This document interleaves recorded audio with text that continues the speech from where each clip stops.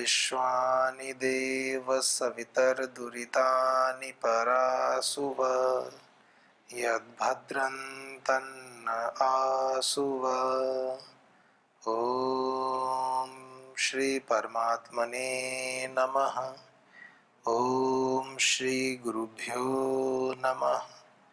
ओम सर्वेभ्यो नमः। ओम।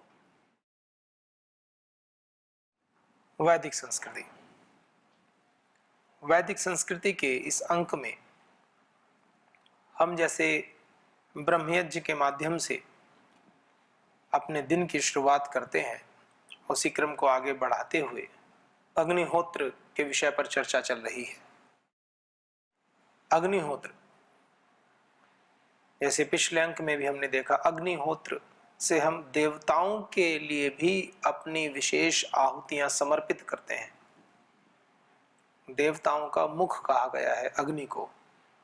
देवता जो पूरा जीवन, जिनके जीवन का एक ही संकल्प है, देना देना और देना, उन देवताओं को हम कैसे दें ताकि वो सदैव हमें देते रहें। तो हवि के माध्यम से, यज्ञ के माध्यम से देवताओं को हम साकल्य, अपने भाव, वैदिक मंत्रों के साथ में घृत और सामग्रियां समर्पित करते हैं एक पवित्र भाव से। तो आ जाइए इस अग्निहोत्र को आगे बढ़ाते हुए इसमें आचमन मंत्र के पश्चात में अंग स्पर्श मंत्राह, अंगों को स्पर्श करते हैं। अंगों को स्पर्श करने का विधान क्या है, क्यों करते हैं अंगों को स्पर्श? सांकेतिक कुछ विषय होते हैं। जैसे कहें कि कोई व्यक्ति हमारे सम्मुख आ जाए तो हम नमस्ते करते क्यों हैं? तो उसके जो भी लाभ होते हैं कि हाथों को सभी पॉइंट्स आपस में मिल जाते हैं और ऐसे दोनों हाथों को परस्पर जोड़ करके सिर झुकाते हैं, तो अहंकार तत्व को भी विनम्रता सीखनी पड़ती है, नहीं तो मनुष्य हमेशा अकड़ में रहता है, अहंकार में। तो ऐसे बहुत सारे उदाहरण दिए जा सकते हैं कि हाथ जोड़ करके धीरे से सिर झुकाएं, और अच्छा है कि पैर छुएं, अच्छा है कि और अच्छे से घुटनों पर बैठ करके माथे को भूमि पर या चरणों पर टिका दें। गुरु शिष्य परंपरा में दंडवत करते हैं, पूरा भूमि पर लेट करके आगे तक सर्वस्व समर्पण की भावना। अहंकार को, जो ईगो, जो अहंकार, एक तो तत्व अहंकार जो तत्व है, जो शरीर की रचना में आवश्यक है, वो तो है ही, लेकिन जो ईगो हो जाता है, आई एम द बेस्ट, यहां तक तो ठीक है, लेकिन दूसरे बेकार है, बस केवल मैं ही बेस्ट हूं, ये जो भावना है, मैं अच्छा हूं, श्रेष्ठ हूं, ये भावना तो अच्छी है, होनी चाहिए। मनुष्य तो सर्वश्रेष्ठ रचना है, ये तो परमात्मा कहते हैं, ईश्वर ने बनाई है, और प्रत्येक रचना अपने आप में श्रेष्ठ है। लेकिन फिर भी मनुष्य को सर्वश्रेष्ठ क्यों कहा गया है? क्योंकि समस्त रचनाओं के मूल में मनुष्य की रचना है। समस्त रचनाओं के मूल में मनुष्य की रचना है। मनुष्य के प्रयोजन के लिए समस्त प्रकृति, ये प्रपंच रचती है ईश्वरी आज्ञा से, इसलिए उसको सर्वश्रेष्ठ कहा गया है। बुद्धि तत्व मनुष्य को दिया है, अन्यों को भी दिया है, लेकिन उनकी आवश्यकताओं की पूर्ति के लिए। शेर की बुद्धि ये लगेगी कि उसको शिकार कैसे करना है, बस, इसके अलावा उसकी बुद्धि में कोई प्रयोग नहीं होता। उसको ये पता है कि ये भाग रहा है, ये दौड़ रहा है, ये मृग है, ये मुझे शिकार करना है, तो मुझे कैसे करना है, उसकी बुद्धि बस वहीं तक चलेगी। उसकी बुद्धि इसमें नहीं चल सकती सुबह उठ करके मुझे ध्यान संध्या उपासना करनी है, भगवान का भजन करना है। मनुष्य की लग सकती है। शेर भूखा हो तो उसको केवल भोजन दिखता है, मनुष्य भूखा हो तो भी वो परमात्मा को याद कर सकता है, इंद्रियों पर नियंत्रण कर सकता है।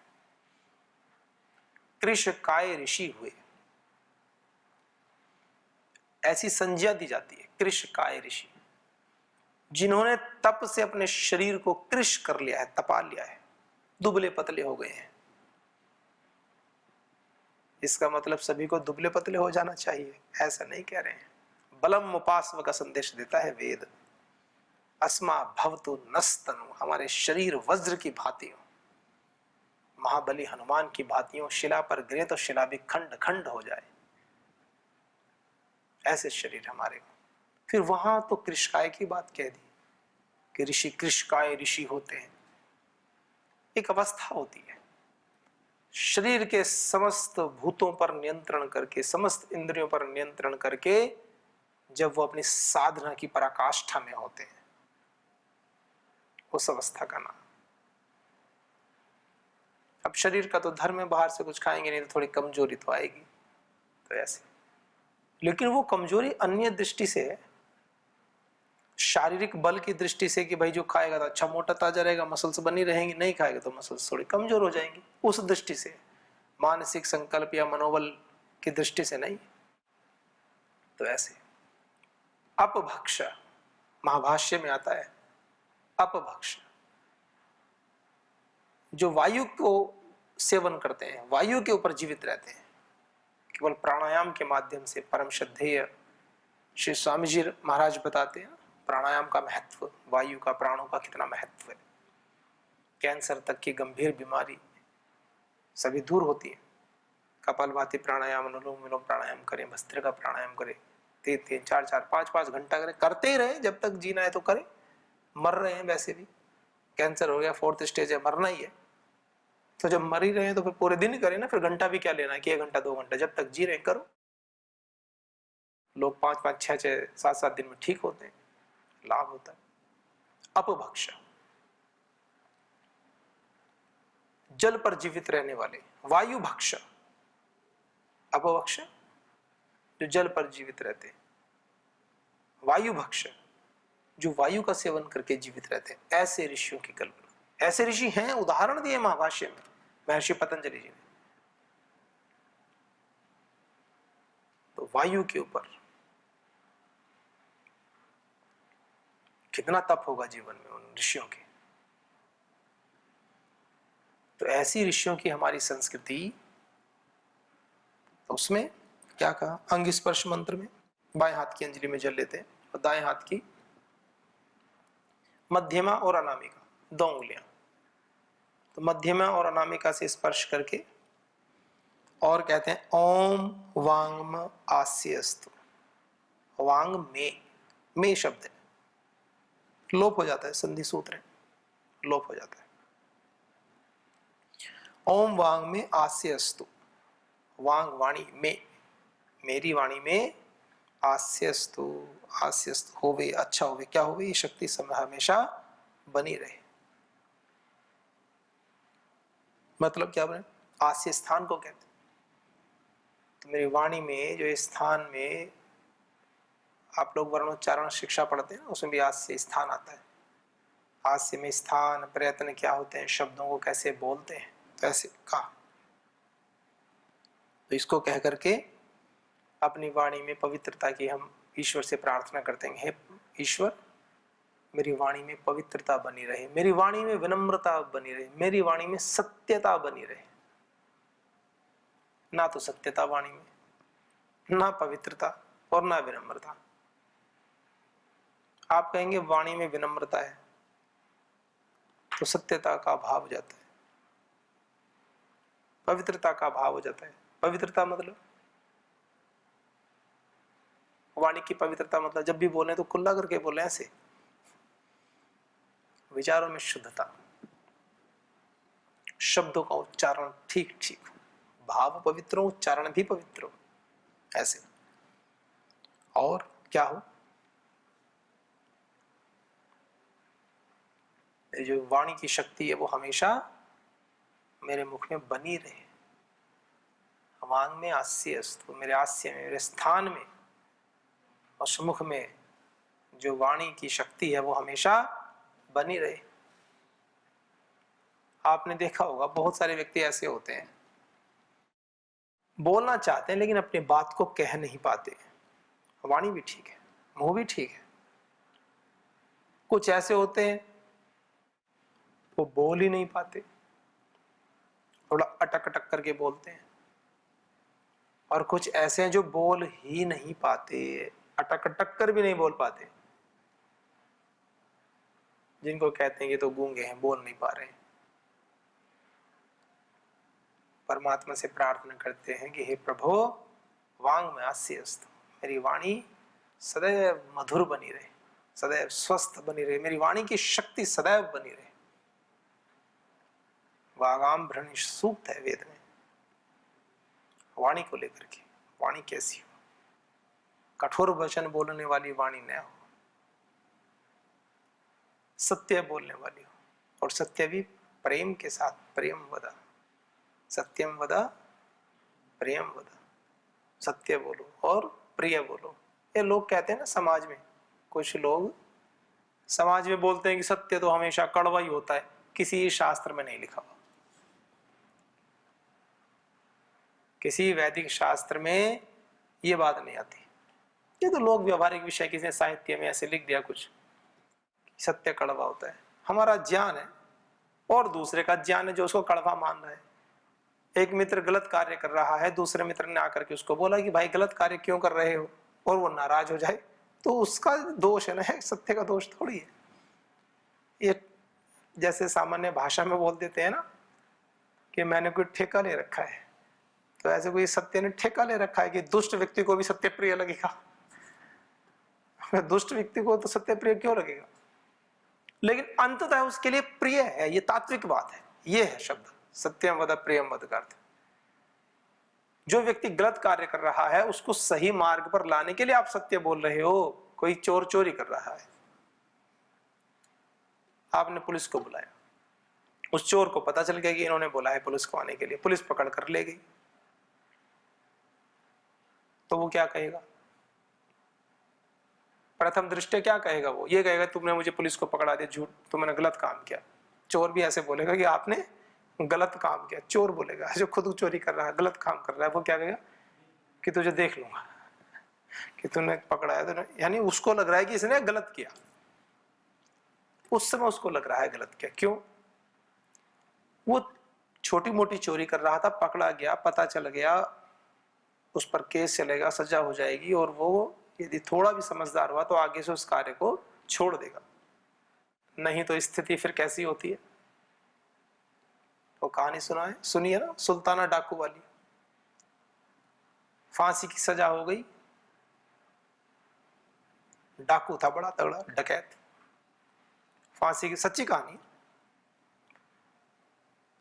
तो उसने उससे पूछा जज ने कि आपकी अंतिम इच्छा बताओ क्या है।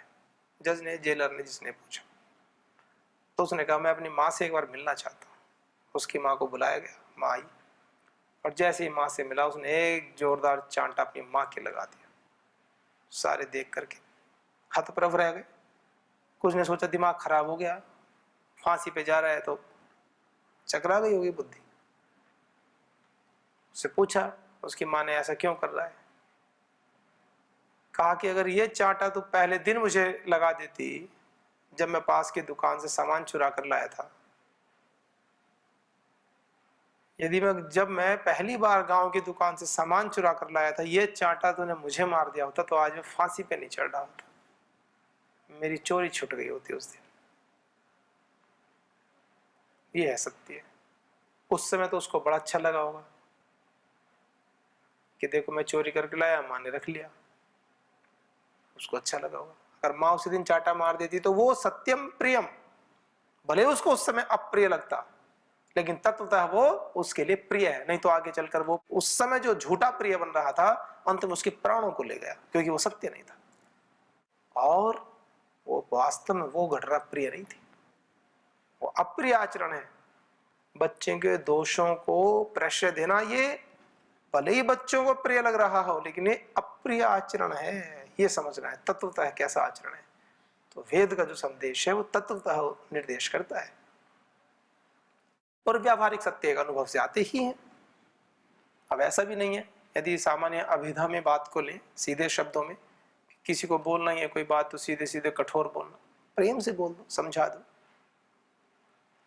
आपकी वाणी में शालीनता हो। जहां आवश्यक हो वह निर्देशात्मक भाषा का प्रयोग करें, कोई हानि नहीं है, लेकिन कोशिश करें कि वो बहुत आवश्यकता होने पर ही करें। तो ईश्वर से प्रार्थना की जा रही है।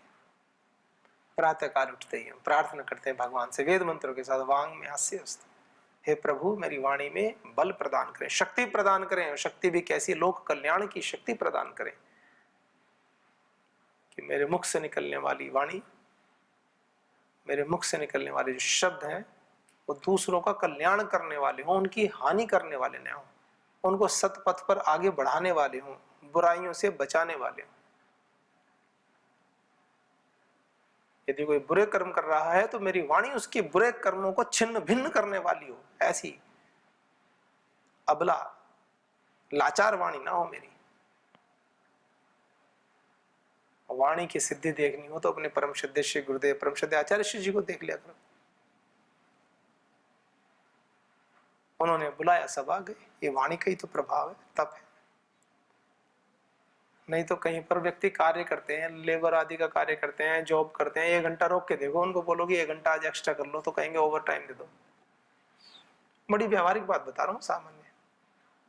उनको नहीं, भगवान के नाम पे करो, धर्म के नाम पे करो। कुछ दिन कर देंगे, 2 दिन 4 दिन, रोज कराने लगो तो कहेंगे जी रोज नहीं होगा, सैलरी बढ़ा दो। हम तो रोज देखते हैं, आप सबके भी अपने अनुभव होंगे जिस क्षेत्र में आप कार्य करते हैं। ऑफिस में ऐसा होता है, 9 से 5 की यदि ड्यूटी है, 5 बजते ही, 5 तो छोड़ो, 4 बजे से ही मौसम बनना शुरू हो जाता है कि 5 बजने वाले, और कार्य की स्पीड 4 बजे से समाप्ति की ओर हो जाती है। 4:30 बजे कोई कार्य कराने आ जाए तो कहे नहीं नहीं अभी नहीं, कल आना। उस कार्य को समाप्त करते हैं, पूरा मूड बना लेते हैं कि 5 बजे तक जाना है, और 5 बजे छोड़ने का मतलब ये होता है 5 बजे मोटरसाइकिल पे बैठ जाना, 5 बजे। तो वाणी का ही तो प्रभाव है, जीवन में ऋषियों के तप का प्रभाव है। कोई ऐसे ही प्रभावित नहीं होता है, कोई ऐसे ही व्यक्ति के संकल्प से नहीं जुड़ता है। ये ऋषि हैं, ये हमें पहचानना होगा। ईश्वर की साक्षात विभूति से युक्त है तो वाणी का तप। तो वेद क्या कह रहे हैं? प्रातः काल उठते जब आप ब्रह्म यज्ञ संध्या आदि करते हैं, अग्निहोत्र करते हैं, तो सबसे पहले मंत्र बोलने हैं ना वाणी से। वाणी में शक्ति होगी तभी तो वेद मंत्रों का उच्चारण कर पाएंगे। तो वांग में हास्य, मेरी वाणी पवित्र हो, मेरी वाणी मधुर हो, शक्तिशाली हो। और क्या कहा फिर? ओम नसोर में प्राणोस्तु। नसोर में, मेरे दोनों नासिकाग्र में, ये दाएं बाएं नाक होती है, दोनों नथुनों में प्राण शक्ति बनी रहे। किसी को साइनस की समस्या हो जाए, नाक बंद हो जाती है, सोते सोते ये दिन में ही बंद हो जाती है, उनकी बड़ी समस्या होती है, नाक बंद हो जाती है, मुंह खोल करके सांस लेना पड़ता है, ऐसी विकट स्थिति हो जाती है, सीने में बेचैनी एकदम। तो परमात्मा से प्रार्थना कर रहे हैं, ओम नसोर में प्राणोस्तु। प्राण, और परमात्मा कैसा है हमने पढ़ा है, ओम भू, प्राणों का भी प्राण है। तो श्वासों के माध्यम से हम उस प्राण तत्व, उस परमात्मा तत्व को लेते हैं। केवल इतना ही नहीं है कि प्राण ले लिए, बस श्वास ले ली।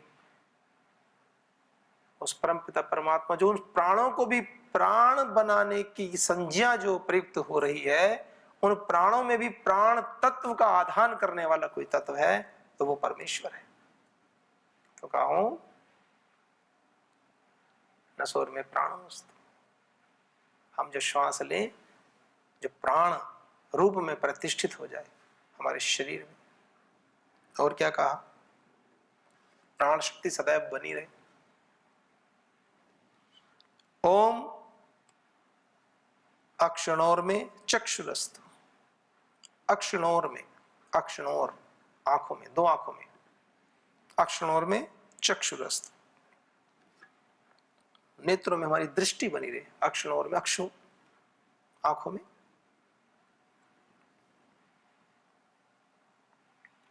श्रोत्र इंद्रिय, चक्षु इंद्रिय, वाग इंद्रिय, कर्ण इंद्रिय, स्पर्श इंद्रिय,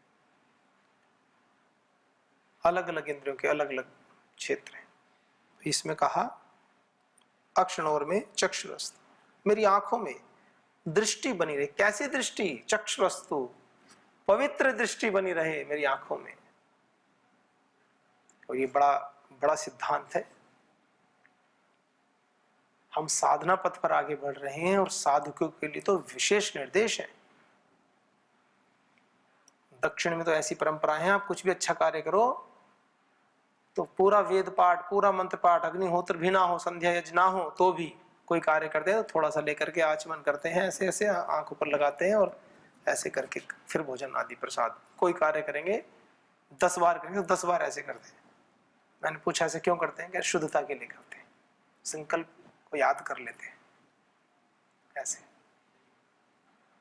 आपने भी देखा होगा, पुराने बुजुर्ग भी कहीं होते थे, कहीं भोजन भी करेंगे तो भी थोड़ा सा जल लेंगे, थोड़ा पत्तल के चारों तरफ छिड़क देंगे ऐसे, और थोड़ा सा पानी लेकर के थोड़ा ऐसे ऐसे कर लेते हैं।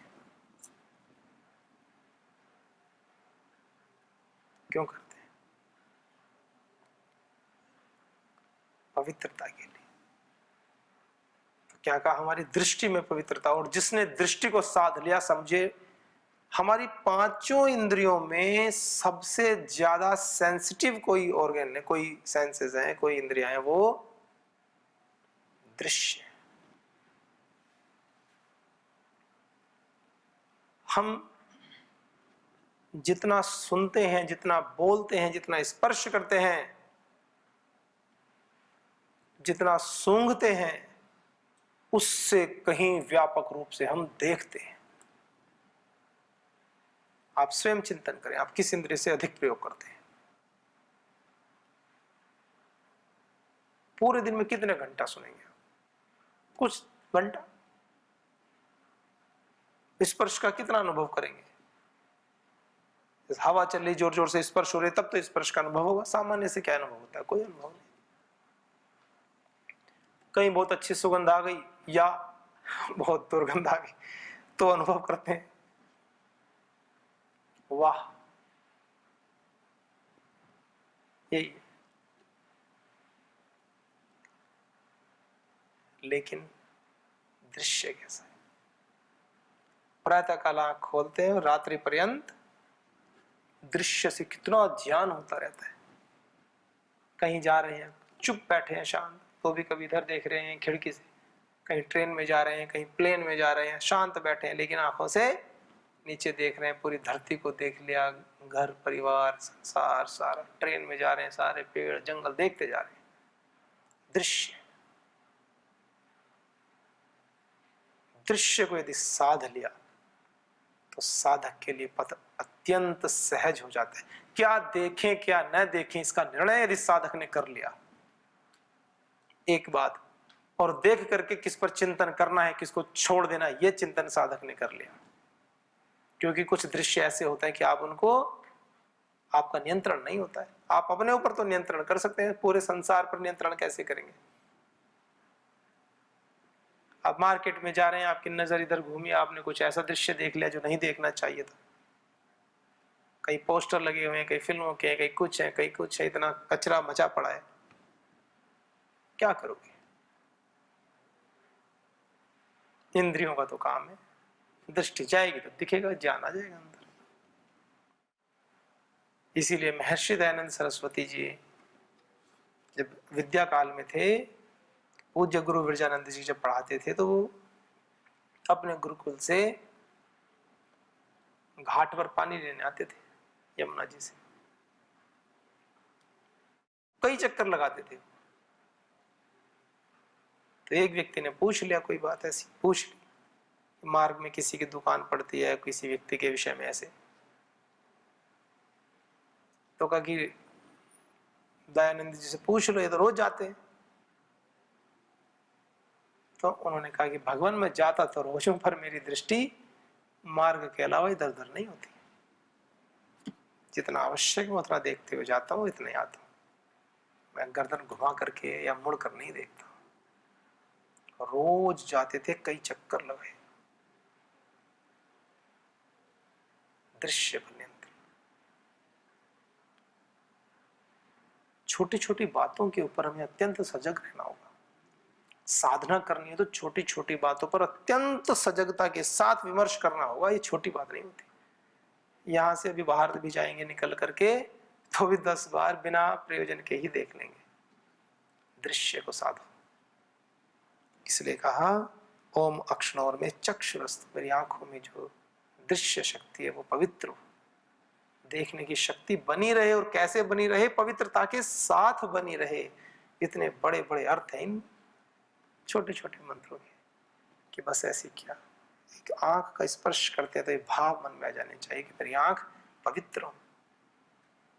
तो आइए ऐसे हम परमात्मा से प्रार्थना करेंगे कि हमारी सभी की इंद्रियां पवित्र बने। हैं ही पवित्र, सात्विक अहंकार से उत्पन्न होती हैं, पवित्र तो है ही, बस उस भाव में जीने की आवश्यकता है।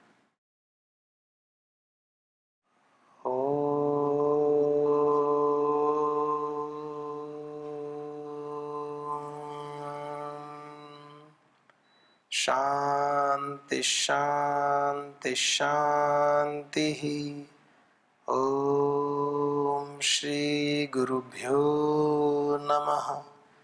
ओम सर्वेभ्यो नमः। ओम श्री परमात्मने नमः।